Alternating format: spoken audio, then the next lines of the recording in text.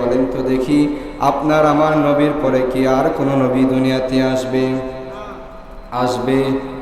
কিন্তু দুনিয়ার ভিতরে দেখা যায় নবীর পরে নবী দাবি করে, কথা বলেন ঠিক কিনা?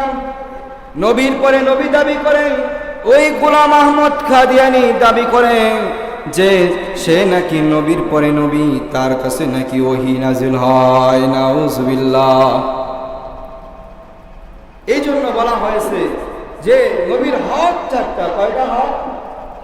এক নাম্বার যে হক, নবীকে নবী হিসাবে মানা, নবীর শানে মানা। নবীজির মেরাজ মানি না, কিন্তু নবীকে নবী হিসাবে মানি। নবীকে শেষ নবী মানি না, কিন্তু নবীকে নবী হিসাবে মানি। বলেন তো দেখি, নবীকে মানা হলো কিনা? নবীকে মানা হলো না? না, নবীকে মানা হলো না। মোহতারাম হাজিরিন, এই জন্য এক নাম্বার যে হক রয়েছে, হকের ভিতর বলা হয়েছে নবীকে নবী হিসাবে মানা। নবীর পরে কোন নবী আসবে না, কিয়ামত পর্যন্ত আসবে না।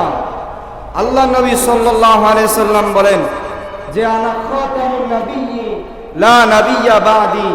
ও আমার সাহাবীরা শোনো, আমার পরে আর কোন নবী আসবে না। আল্লাহ পাক রব্বুল আলামিন আমি নবীর দ্বারা নবীদের যে একটা সিলসিলা ছিল, সেই সিলসিলা শেষ করে দিয়েছে। আমার পরে আর কোন নবী আসবে না। যেই নবী দাবি করবে সে কাফের। কথা বলেন ঠিক কিনা? তো ওই হিসাব করলে গোলাম আহমদ কাদিয়ানী কি কাফের?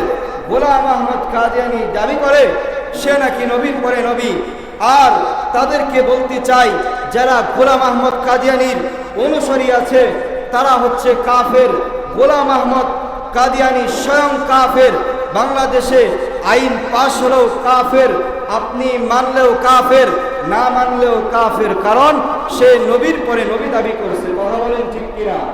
আর আল্লাহ পাক রব্বুল আলামিন কুরআন পাকের ভিতরে বলে দিয়েছেন, মা কানা মুহাম্মাদুন আবা আহাদিম মির রিজালিকুম ওয়ালাকির রাসূলুল্লাহ।